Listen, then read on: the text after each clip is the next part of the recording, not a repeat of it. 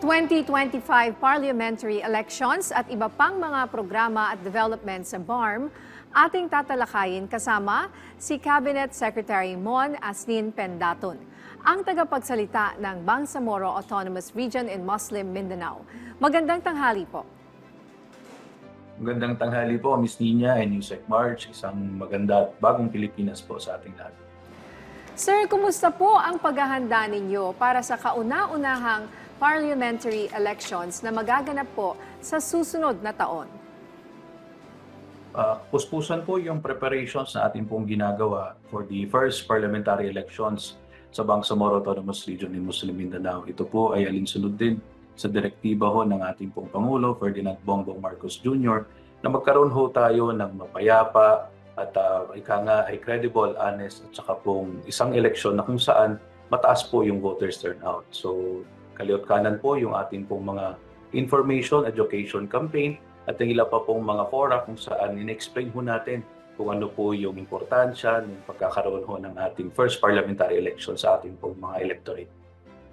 Para po sa inyo, no? Paano naman po kaya makakaapekto ang 2025 parliamentary elections na ito sa religious freedom sa Bangsamoro Region, lalo na sa mga Christian migrants sa rehiyon? Yung pong ating pong gaganaping first parliamentary election ay very inclusive. No? In fact, in the Bangsamoro Autonomous Region in Muslim Mindanao, meron pa ho tayong tinatawag ng mga reserved seats para ho sa ating pong mga members of the parliament. Ito pong mga reserved seats, ito po yung para sa mga sektor ng lipunan ho, na based on history ay nahihirapan po makakuha ng representation in the Bangsamoro Parliament or in the Bangsamoro Legislative space. No? Ito po yung mga non-Moro indigenous peoples, meron po tayong reserved seats for Christian settlers, sa ating pong youth, ulama, traditional leaders at iba pa ho.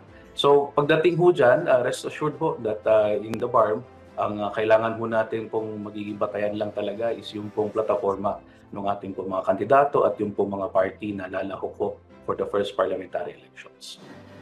Ano naman po kaya yung mga posibleng kaharapin ng mga elected leaders dyan po sa Bangsamoro Region sakaling mabigo ang mga ito na ipatupad ang religious freedom at constitutional rights dyan po sa rehiyon?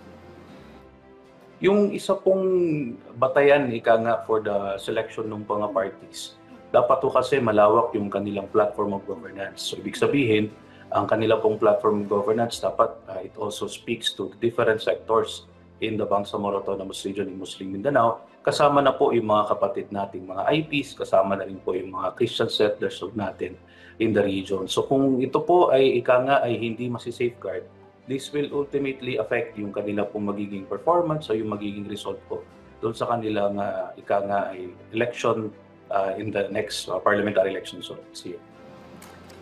Sa ngayon, ano po ba yung mga kinakaharap na challenges ng mga political leaders sa pagbalanse ng interes ng mga Muslim at Christian communities during electoral process? So far po, ang kanila kung dapat kong ilang ibalance is really how do we preserve yung ika nga ay nakalagay na religious freedom, yung inclusivity na nakaloob po sa ating organic law of the Bangsamoro Autonomous Region in Muslim Mindanao. Yung pong BARM ay naging produkto ho ito ng mahabang ika nga ay decades of conflict, decades of injustice. Kaya ho, hindi ho dapat nating ibaliwala ho yun at dapat ho sa pagpatuloy ng kanilang serbisyo at kung sila po ay mailalahok na magiging ika nga ay leaders in the different local government units, dapat ho ay nasa priority of their agenda yung pagkakaroon ho ng safeguard ng religious freedom at yung ating pong ika nga ay inclusivity. Alinsunod na rin ho ito doon sa bagong Pilipinas vision ho ng ating pong Pangulo. So ano naman po yung mga hakbang na dapat ipatupad dyan po sa Bangsamoro Region para siguraduhin ang patas at mapayapang halalan po sa rehiyon?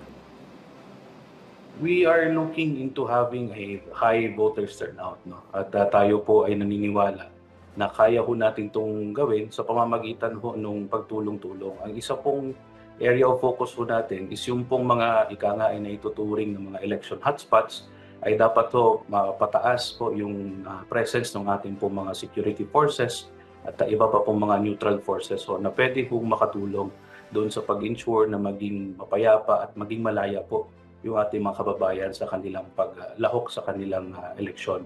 Pangalawa, kaya ho kaliwat kanan yung ating po mga information education campaign para ho malaman ng aming mga kababayan yung importance ho nung pag-safekeep nung kanilang pong integrity ng kanilang mga boto. At liban ho dyan, kung ano pa po yung mga ika nga ay kanilang karapatan at implications ho kung sakali ho meron pong mga grupo, meron pong mga individual na i-undermine yung kanilang karapatan para ho makilahok, para ho bumoto sa ating election next year. Sa ibang usapin naman po, no, ano naman po yung mga programa na dapat tutukan ng mga susunod na leader ng rehiyon?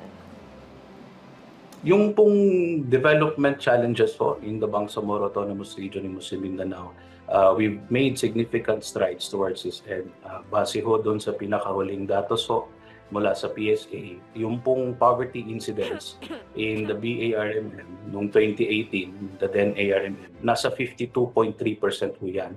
Ibig sabihin, majority of the families in the then ARMM were considered poor. Tayo po ay nagagalak dahil based on the latest statistics mula sa PSA, yung po ay bumaba na to 23%. No? At for the first time in the long history of the autonomous region, the BARM is no longer the poorest region in the Philippines.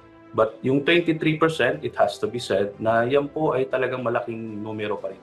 So it speaks a lot about the development challenges na kailangan pong ma-fill up ng ating pong mga leaders o would-be elected leaders ho natin after the 2025 elections.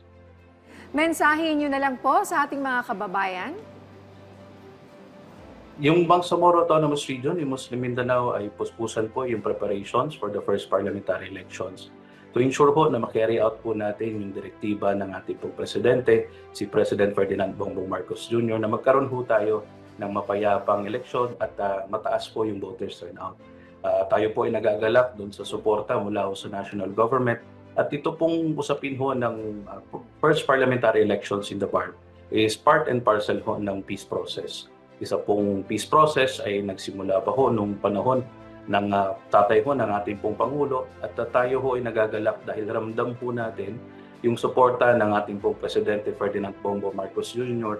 na ika nga ay mabigyan na ng positive ending ito pong peace process. So nagsimula pa ho nung panahon po ng kanyang tatay. At under the Bagong Pilipinas, makakaasa ho kayo na all out po ang support ng Bagong Bangsamoro.